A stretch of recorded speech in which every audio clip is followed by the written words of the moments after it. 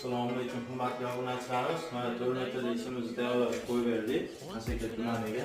Hop, bu chekkaga final joylashtirganmiz. Polkasi bor, ichlari keng chuqur. Hop, pastidan gaz ballon qo'yib foydalanaman dedim. Xudo xolasa pastiga gaz ballonga moslab berdik. Tepasi hayfek, ryuksakimiz, polkalarimiz ikkitadan ichi chuqur, oshxonalarimiz vakuum.